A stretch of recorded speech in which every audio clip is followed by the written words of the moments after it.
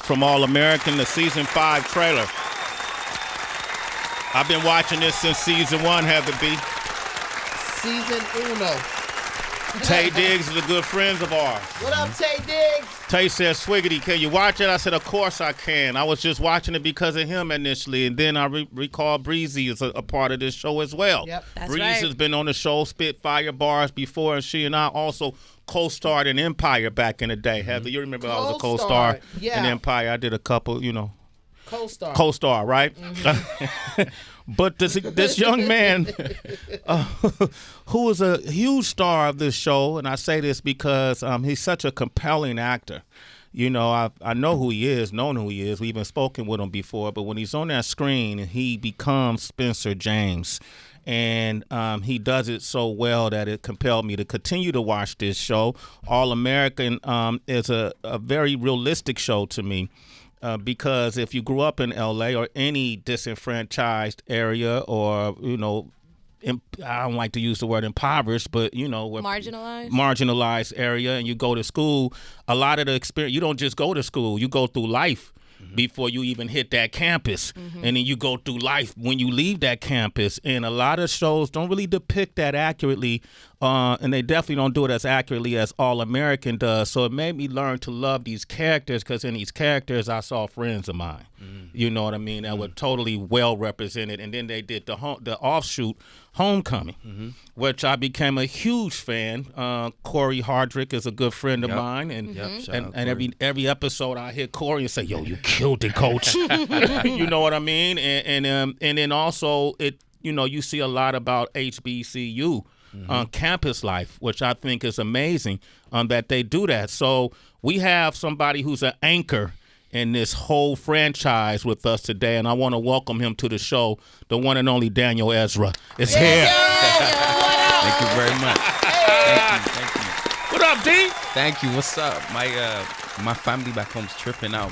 My little brother and my best friend, they all watch this. So they watch Sway in the morning? They're citizens. What's their names? Jordan and Jamel. What up, Jamel? Jordan? What up, Jamel? Yeah. Jamel, what up, baby? Jordan, what up, baby? When y'all coming over, man? What y'all doing? Be a hyena. Come on, be a hyena. I know y'all got bars. 5 fingers a Promise top, you, baby. Jordan's doing backflips right now. Jordan's doing what? Does he got? Promise you. How old is he? He's 27. Oh, man, tell him to come on, man. What Yeah. a great age. Come hang with us, man. Come do it like your brother doing it, man. That's awesome, man. So Yeah. what is it like for them, your success? To them, it's strange. You know what I mean? Yeah. Because they was, Jordan, for example, has been my best friend since we were 5. Yeah. So he's seen, like, from when we were kids, and then me deciding, I think I want to do acting, and I think I want to try it. And he's always been like, all right, do it. Like, he's one of those people that anything's possible. And so there was no hesitation. It was like, okay, if that's what you want to do, then do it. And then, so, he's been with me, and my family has been with me through the whole thing. And so I started in theater. Yeah.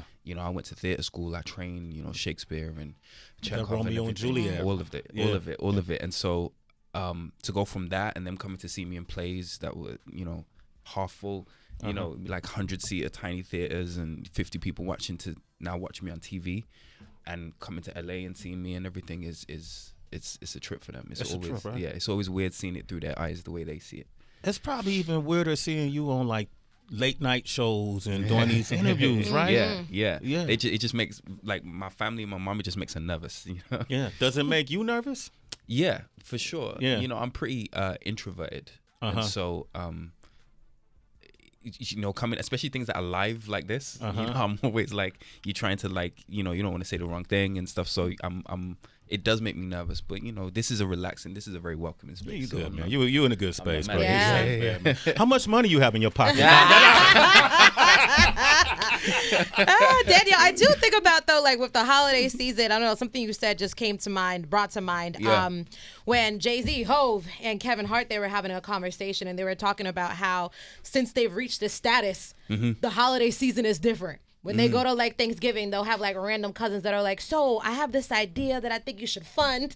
Do you experience anything like in that way? Not really, because my family, which is probably the thing I'm most grateful for, they don't treat me any different at all. When I go home, I have to take the trash out. Okay. Same thing. Like, I'll go home, I'll go to my aunt's house, and I'm helping out, and I'm babysitting my nephew. It's all regular stuff that I was doing before. Babysitting. Yeah. Oh, yeah. They don't really play the Hollywood stuff. It's like they're so far. They're like 5,000 miles away. Yeah. So for them, it's just something you kind of see on TV and make fun of on TV. You know. So if I come home and try to be that way at Hollywood, it's getting stumped. Look at you, you're mollywopped. Yeah. I think it's not funny happening. though that how do introverts operate in Hollywood? I mean, you chose the profession. That, I know. Okay, all right. You know the lines. You got to go to work, but you have to promote and come out to places like this and red carpets and girls and all kind of stuff.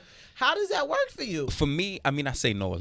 I say no. I'm very picky. I'm very careful. I've tried to, because I know what it would do to me if I was out constantly and doing stuff. I wouldn't be able to do my job. I'd be a mess. You know what I mean? So you try and protect yourself as much as possible, but you also know the game, and you know that things need to be promoted, and you want people to watch. And so, I'm just very careful with what I choose, and the rest is just keeping really good people around me. DL's my barber and also one of my best friends. So nice.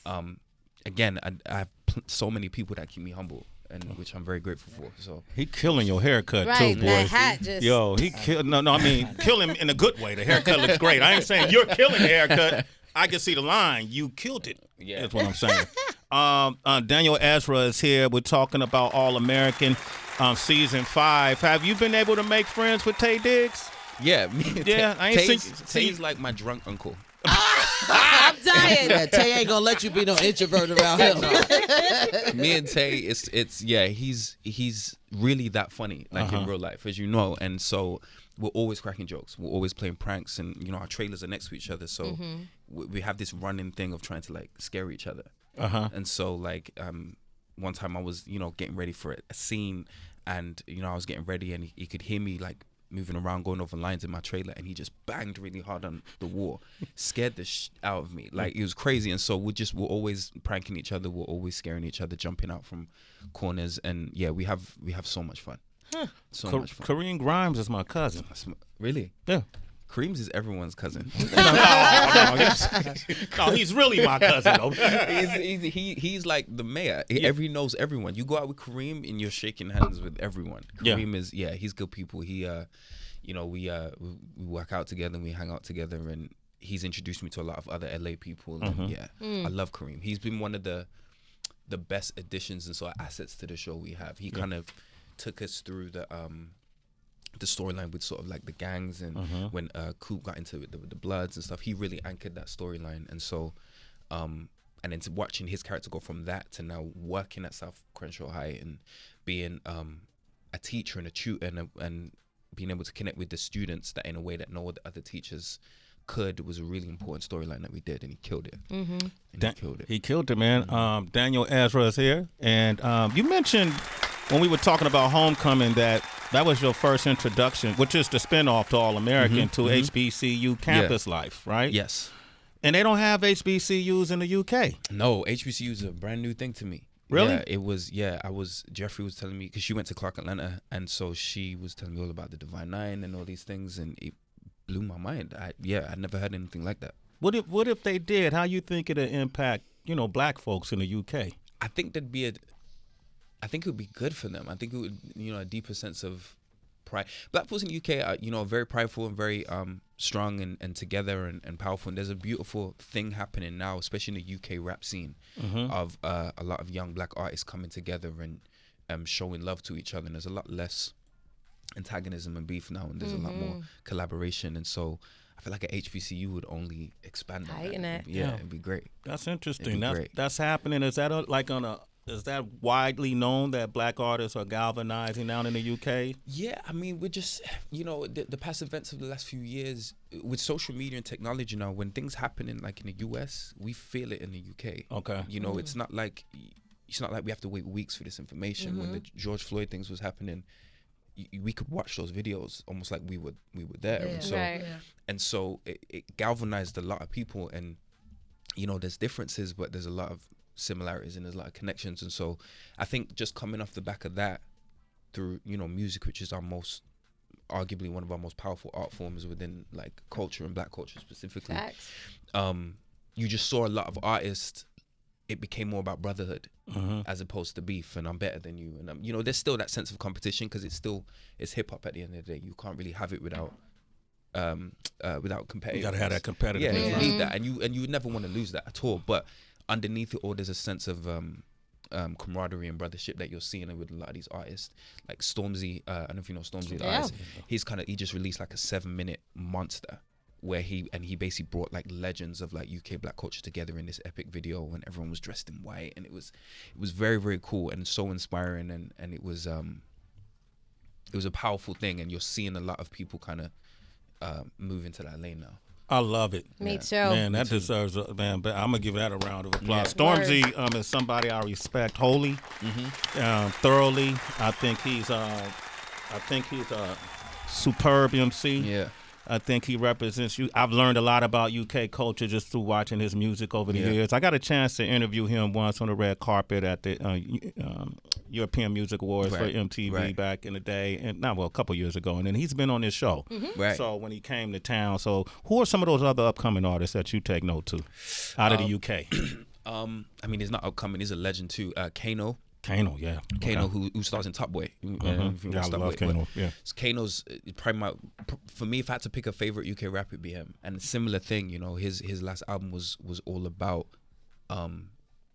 It's almost like a battle cry to young brothers to kind of talk to each other and reach out to each other and be there for each other. And you know, again, he grew up in the London grime scene, where it was very, you know, quite dangerous and uncomfortable, and to see someone like him get older and look back, it's like, all right, all that's done now.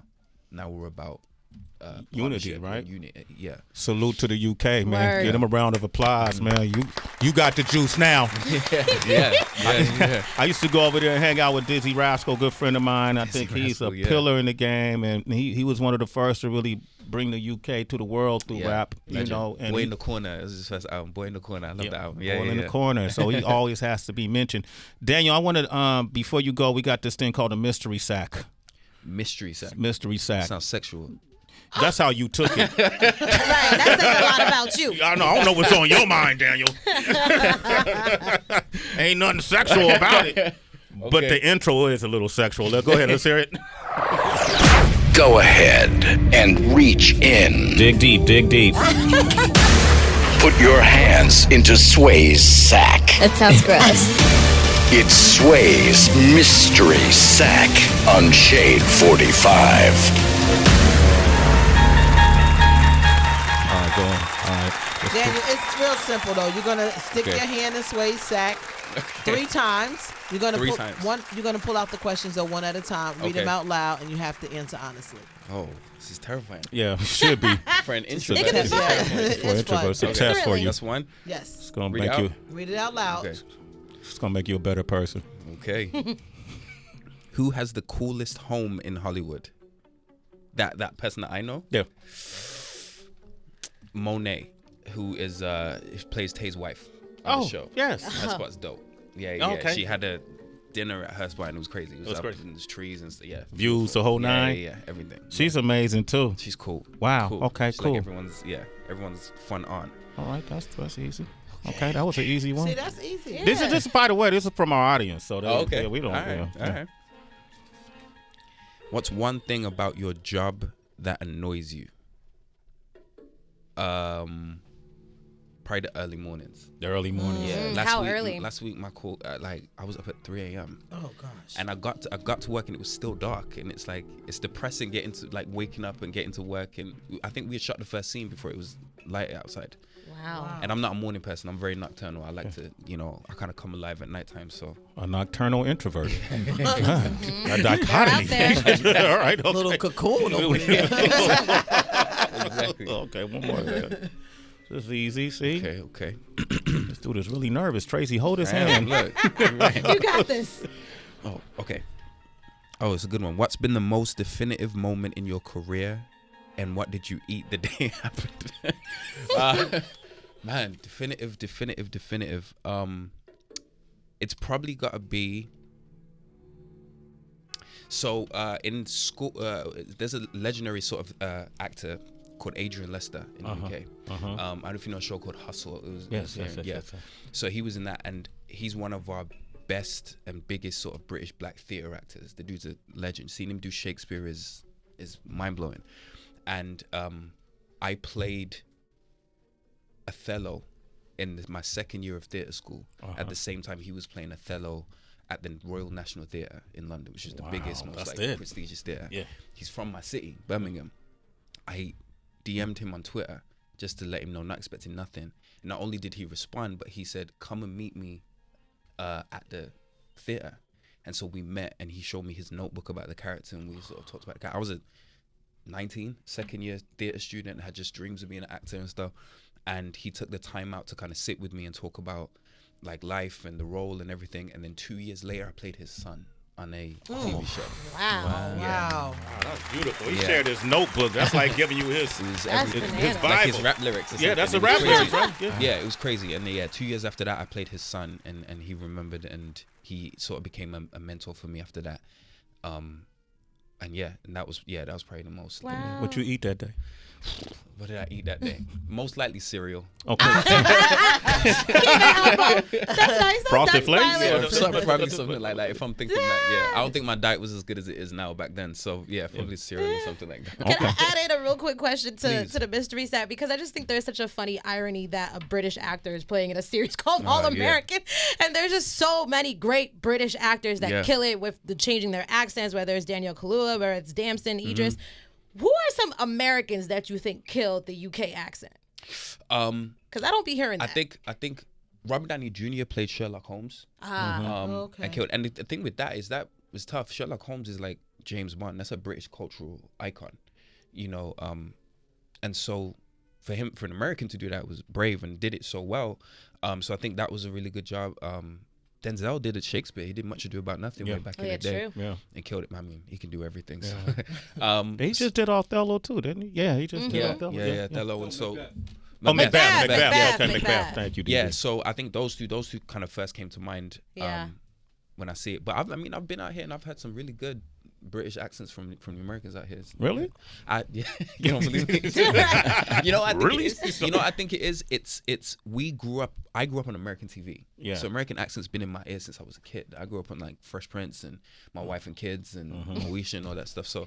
So I think it was easier for us to kind of take to it because it's been in our ear for so long.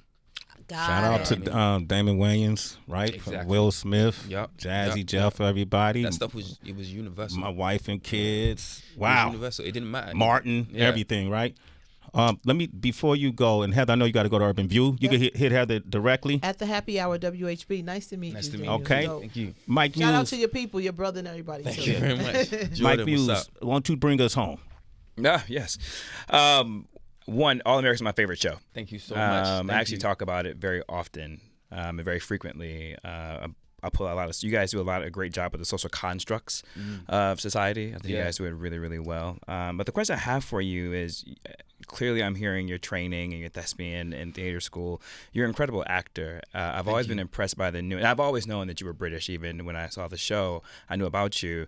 Your ability to get the nuance of an individual from South Central, it's so spot on and how you do it.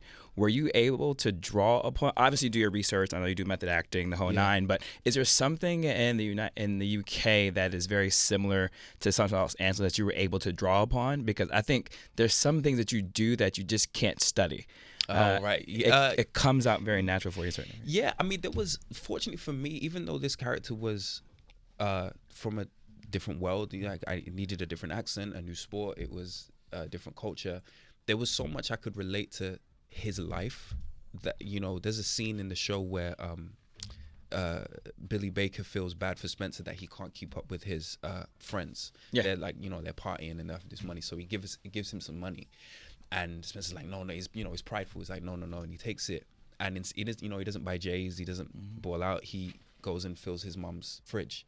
Like, I've done that. I know exactly what that feels like to be the breadwinner, be the man of the house, and sort of think, all right, I would love to go and play with this, but you know, there's responsibilities and things like that. And so there were certain things about the character that I could relate to. Almost location. It made the location irrelevant, you know. But yeah, there's definitely areas and places around the UK that feel similar to South Central in terms of the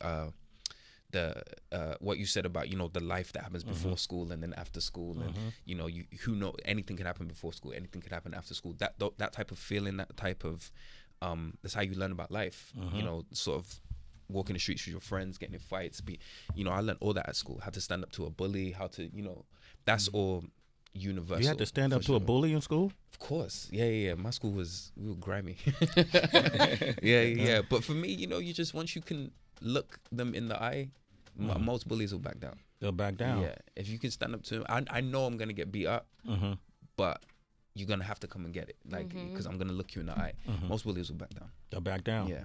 Daniel Ezra, man, this is awesome. Yes. Thank you for joining us today. Come back. Of course. Bring Anytime. Jordan with you. Jordan's coming. Jordan's coming. Jordan's bugging right now. Yeah, tell Jordan's Jordan, bugging. to your family. Salute to your family, you know, for supporting you the way that they have. And I could tell by your disposition what type of environment you grew up with inside your home. It's all love. All love. Yeah. And we sense it right here, brother. Thank you so much. Absolutely. I hope you enjoyed your time with us, bro. Likewise. All right. Thank you very much. Man. You already know what it Daniel. is. Daniel, thank you for coming by.